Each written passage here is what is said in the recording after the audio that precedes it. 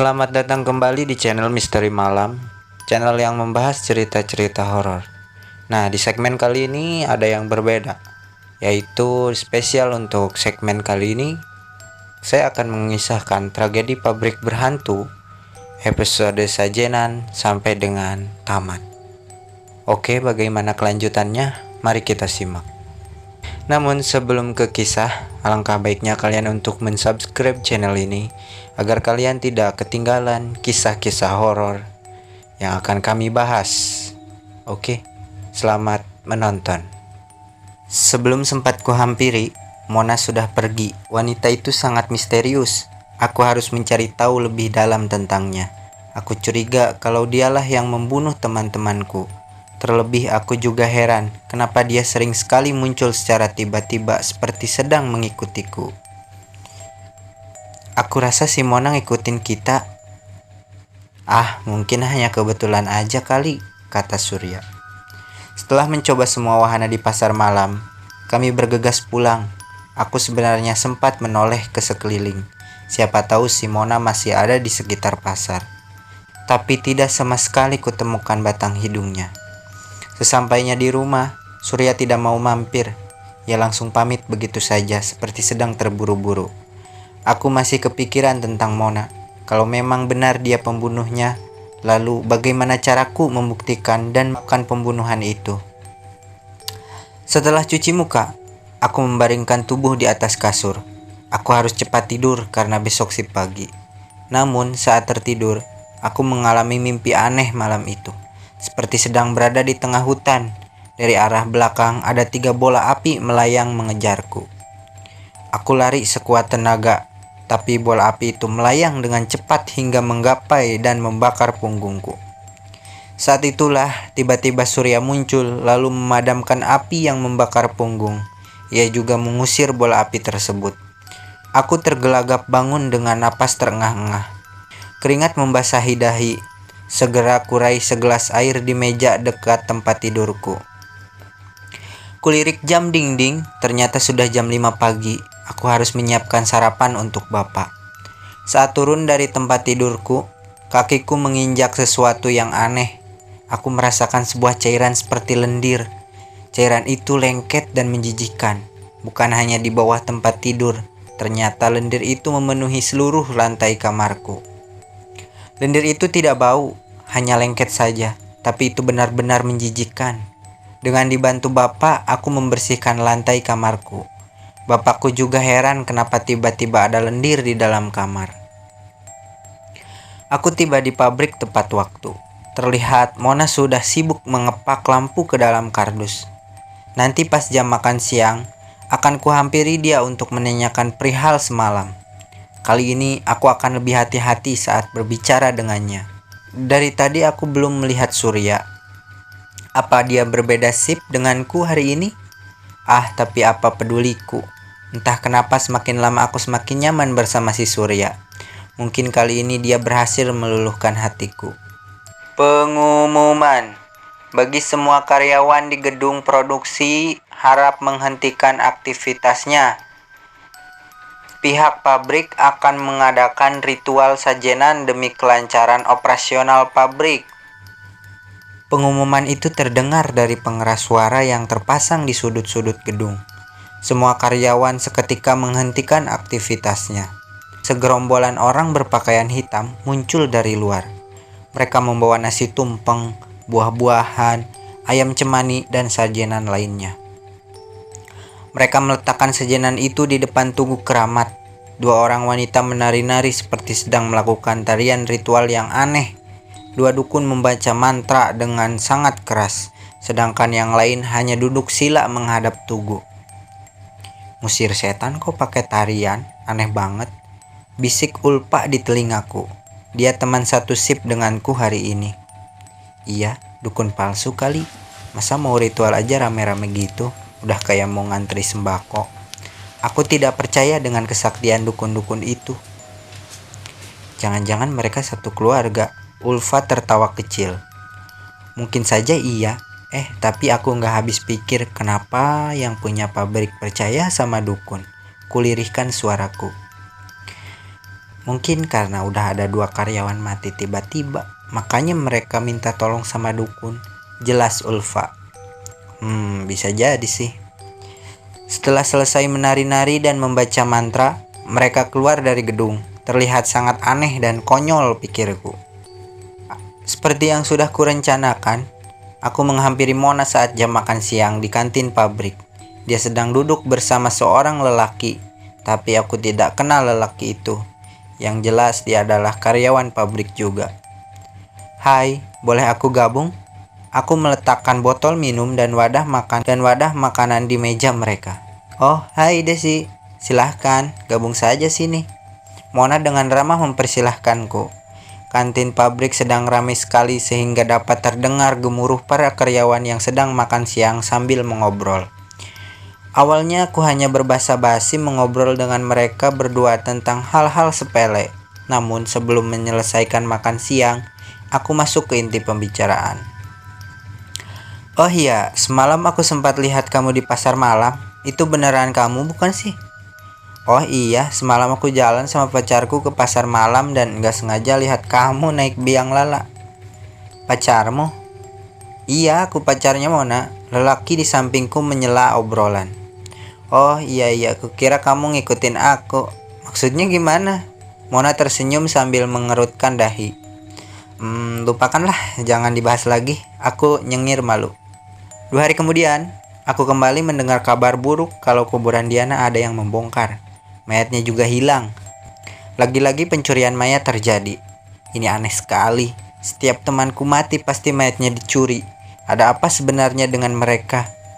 Sepulang kerja, aku sengaja duduk di pangkalan ojek dekat pabrik untuk menunggu Mona. Tidak lama berselang, dia keluar dari gerbang pabrik. Dia tidak diantar pacarnya, mungkin saja pacarnya sudah berbeda sip. Bukannya langsung pergi, ia malah berdiri di pinggir jalan raya seperti sedang menunggu angkot lewat. Aneh, mau kemana dia? Bukankah kontrakannya dekat dengan pabrik? Aku segera meminta salah satu ojek agar bersiap mengantarku. Para tukang ojek itu sempat rebutan penumpang. Aku berdecak kesal dan memilih salah satu dari mereka yang punya kaca helm gelap agar bisa menutupi wajahku. Mona naik angkot nomor 06. Jelas itu jurusan Jati Uwung. Ojek yang kutumpangi berangkat membuntuti angkot tersebut. Tepat di pertigaan, Mona turun. Ia menyeberang jalan lalu kembali menunggu angkot. Dari kejauhan, aku terus memperhatikannya. Beberapa angkot yang melintas di hadapannya ia lewatkan begitu saja. Baru ketika datang sebuah angkot jurusan Balaraja muncul, ia melambaikan tangan. "Pak, ikuti angkot itu," pintaku dengan tergesa-gesa. "Siap, Neng." Tidak sampai Balaraja, Mona sudah turun di depan sebuah pabrik hebel. Anehnya, pabrik itu terlihat sudah terbengkalai. Cat gerbang utamanya pudar dan berkarat. Tanaman liar, rimbun, dan ada juga yang merambati gerbang. Papan besi yang bertuliskan nama perusahaan juga sangat usang dan berkarat. Tampaknya pabrik itu sudah tidak lagi berpenghuni. Tanpa menoleh ke sekitar, Mona berjalan ke arah pabrik hebel. Dia masuk melalui celah gerbang yang menganga seperti bekas dirusak seseorang. Buru-buru aku turun dari ojek. Sialnya tukang ojek itu malah minta bayaran yang tidak masuk akal dengan jarak sedekat ini. Aku tidak mau berdebat lama, lalu membayar sesuai yang diminta. Segera aku bergegas masuk ke dalam pabrik melalui celah gerbang seperti yang dilakukan Mona. Saat berhasil masuk ke halaman pabrik, kulihat rumput liar tumbuh dengan subur setinggi 1 meter. Ada jalan setapak yang mengarah ke halaman belakangnya. Aku melangkah perlahan mengikuti jalan setapak itu. Sesampainya di halaman belakang pabrik, kulihat Mona seperti sedang mencari sesuatu di antara semak-semak. Aku bersembunyi di balik tembok, mengintipnya dari kejauhan. Mona menginjak-injak permukaan tanah, entah apa yang sedang Mona lakukan, seolah menemukan lokasi harta karun. Mona buru-buru mencari benda untuk yang bisa digunakan untuk menggali. Ia menemukan sebuah sekop tua yang tergeletak tidak jauh dari tempatnya berdiri. Aku terus mengintipnya. Ia menggali tanah itu dengan sekuat tenaga. Selang beberapa menit, ia menutup hidungnya dengan kerah baju. Matanya menyipit, mungkin saja ia menemukan sesuatu yang menjijikkan. Dari dalam tasnya Mona mengeluarkan sarung tangan plastik. Dan betapa terkejutnya aku saat Mona mengangkat sebuah mayat dari dalam tanah itu. Itu mayat perempuan. Aku mengenali wajahnya meski sudah sedikit rusak.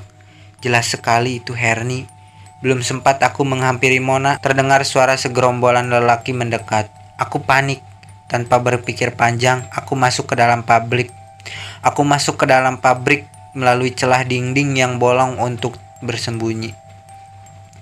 Untuk saat ini, aku tidak berani menghampiri mereka. Ada 5 lelaki berjaket hitam dan berbadan besar. Bisa jadi aku dibunuh kalau sampai mereka tahu keberadaanku. Aku sangat ketakutan. Keringat membasahi dahi. Bagaimanapun, aku harus segera kabur. Saat mereka sedang sibuk mengobrol, aku segera kabur tanpa diketahui oleh siapapun. Sepanjang perjalanan, aku bingung. Apa yang harus kulakukan? Dugaanku memang benar. Mona pasti dalang dari kematian teman-temanku. Di situasi seperti ini, aku harus hati-hati.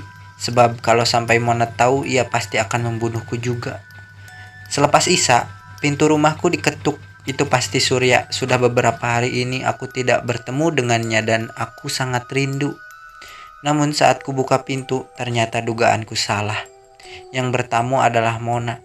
Dia berdiri di hadapanku sambil tersenyum ramah. Di sela jari tangan kanannya ada sebatang rokok yang menyala. "Hai Desi," sapanya. Aku ketakutan, dari mana dia tahu alamat rumahku. "Mona, kamu tahu dari mana alamat rumahku?" "Hai Desi, dari teman-teman di pabrik. Maaf datangnya mendadak. Aku cuma mau ngomong sesuatu sama kamu." "Apa ya?" Aku penasaran. "Boleh aku masuk dulu?" tanya Mona. Aku mempersilakannya untuk masuk. Kami duduk di sofa ruang tamu. "Mau minum apa?" "Gak usah repot-repot, Des." Aku tetap mengambilkannya air putih.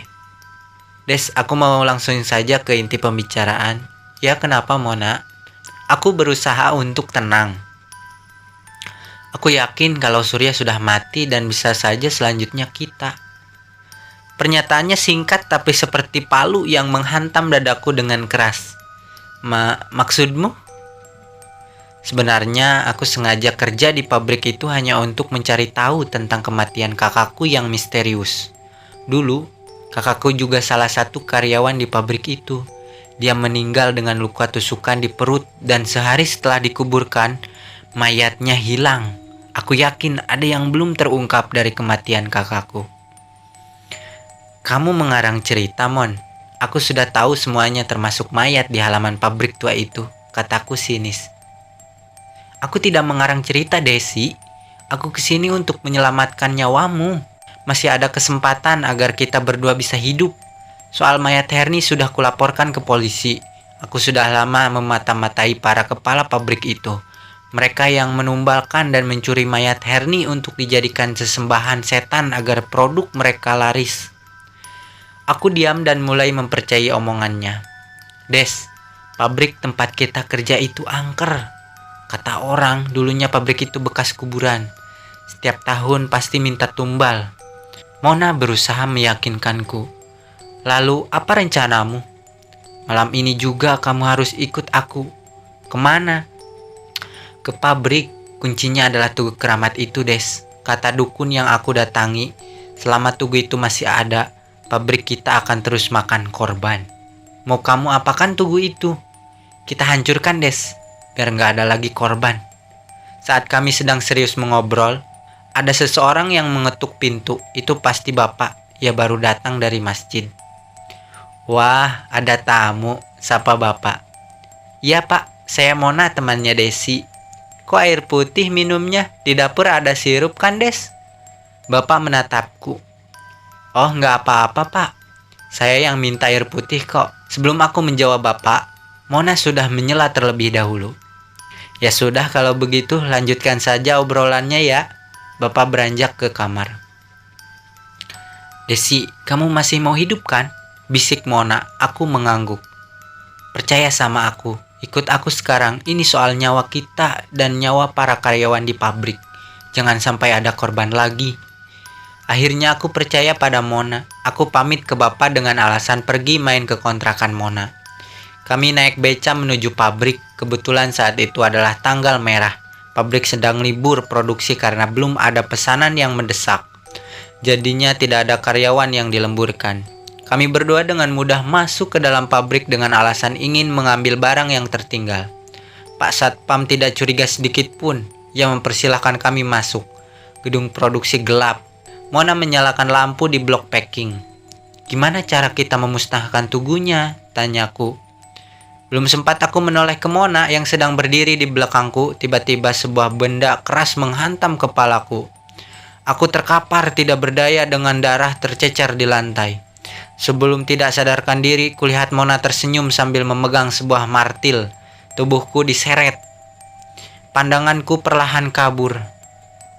Entah apa yang terjadi selanjutnya, kulihat tubuhku terbaring tidak berdaya. Tempurung kepalaku pecah, darah kental berwarna merah kehitaman membasahi wajah. Aku menangis melihat tubuhku sendiri yang mati mengenaskan. Mona dengan sadis menyayat dadaku dan mengeluarkan organ jantung. "Sudah, Non?" Aku terkejut melihat Pak Sutio muncul dari pintu gedung. Ia menyorotkan sebuah senter ke arahku. "Sudah kubunuh, Pak. Jaga saja di depan. Aku mau ritual dulu sebentar," pinta Mona. Mereka ternyata sekongkol untuk membunuhku. Aku tidak menyangka Pak Sutio, seorang satpam pabrik yang selama ini sangat ramah, ternyata berhati iblis. "Oke, Non, beres. Di depan aman kok." "Ya sudah sana," Mona membentak. Baik, Non." Pak Sutio beranjak pergi. Aku masih menangis sambil berteriak di hadapan Mona, tapi sama sekali dia tidak mendengarkanku. Mona merogoh sesuatu dari dalam tasnya. Itu butiran kemenyan, lalu ia membakarnya. Setelah selesai, Mona memasukkan jasadku ke dalam sebuah kantong plastik besar berwarna hitam yang bisa digunakan untuk membungkus kardus lampu. Ujung plastiknya ia ikat dengan tali rapia. Lantai yang penuh dengan bercak darah ia bersihkan. Setelah selesai, ia menyemprotkan permukaan lantai dengan parfum agar tidak tercium bau amis. "Jasadku mau dibawa kemana, Mona?" Aku berteriak. Mona menyeret plastik itu sekuat tenaga. "Mona!" Bergegas aku mengikutinya. Ia menunggu seseorang di pintu gedung. Mona menoleh ke arah kanan. Sebuah mobil box masuk ke halaman pabrik dan berhenti di depan Mona. Lelaki berbadan gendut keluar dari mobil. Ia membukakan box mobil lalu memasukkan jasadku. "Tolong kembalikan jasadku!" Aku berusaha menyentuh mobil itu, tapi tidak bisa. Tubuhku menembus benda apapun yang kupegang. Mona masuk ke dalam mobil. Ia duduk di samping kemudi. Aku berusaha mengejar mobil tersebut, tapi seperti ada yang menyedot paksa tubuhku hingga terpental masuk kembali ke dalam gedung yang gelap gulita. Lampu di dalam gedung sudah padam semua. Aku tidak dapat melihat apapun. Tidak lama kemudian, lampu di gedung itu menyala lagi dengan sendirinya. Aku bingung melihat ke sekeliling. Ini bukan pabrik tempatku bekerja, melainkan sebuah pabrik petasan. Aku mencium bau mesiu di mana-mana. Para pekerja di pabrik ini terlihat masih di bawah umur semua. Mereka masih sangat muda, mungkin umurnya kisaran 13-15 tahun. Tidak ada baju atau sarung tangan khusus yang melindungi mereka. Bahkan sebagian tidak mengenakan masker sama sekali. Aku berjalan sambil memperhatikan sekeliling pabrik. Tampaknya mereka tidak menyadari sedikit pun keberadaanku. Lengan mereka sangat gesit meracik mesiu dan memasukkannya ke dalam lintingan kertas koran bekas yang sudah dibentuk sedemikian rupa. Butir-butir petasan mereka hasilkan dengan cepat. Keranjang yang diletakkan di bawah meja penuh dengan petasan. Ada yang bertugas mengambil keranjang itu kemudian mengemasnya ke dalam plastik. Di sudut kanan ruangan yang dekat dengan pintu, berjejer para pekerja yang tugasnya menempelkan label pada kardus petasan. "Semuanya keluar!" Suara anak perempuan berteriak dari luar pabrik. "Ada apa?" Mereka saling tatap ketakutan. Sebelum sempat kabur, suara ledakan terdengar dari sudut gedung. Api menyembur membakar serbuk mesiu. Mereka terjebak di dalam gedung itu karena pintu utamanya terkunci. Terdengar jerit kesakitan saat api membakar tubuh mereka hidup-hidup. Tidak ada yang bisa diperbuat, satu persatu mereka mati terbakar. Gedung yang hanya beratap seng tua ambruk menimpa para pekerja yang sedang sekarat kesakitan. Aku menangis ngeri melihat kejadian itu. Tanpa kusadari, lampu kemudian mati kembali. Semuanya sempurna gelap. Lampu menyala kembali. Kali ini tidak ada gedung pabrik sejauh mata memandang. Hanya ada hamparan pekuburan. Aku ingat kalau ini masih halaman pabrik tempatku bekerja. Ada jalan raya yang tidak jauh dari sana. Nah, ini dia lahannya. Nanti kita gusur kuburan ini dari ujung sana sampai ke sini. Kudengar sebuah obrolan dari belakangku. Aku membalikkan badan. Mungkin jaraknya hanya sepelemparan batu dari tempatku berdiri. Ada dua lelaki dan seorang wanita tidak asing bagiku. Wanita itu adalah Mona. Sedang apa dia di sana? Pokoknya saya mau pembangunan pabrik lampu saya lancar ya. Saya tidak mau ada kendala masalah lahan. Timpal lelaki tua berbadan kurus yang mengenakan jas hitam dan kemeja putih layaknya bos besar. Baik pak, kalau ada apa-apa kamu bisa hubungi anak saya. Tambah lelaki itu sambil menyentuh pundak Mona.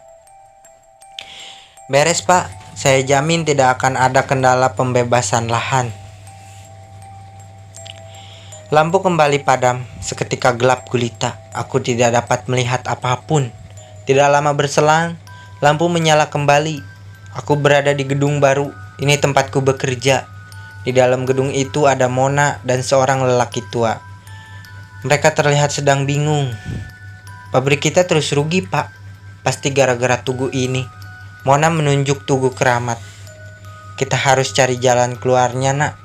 Bapak tidak mau pabrik ini bangkrut cuma gara-gara tugu sialan itu. Kita coba hancurkan lagi, Pak.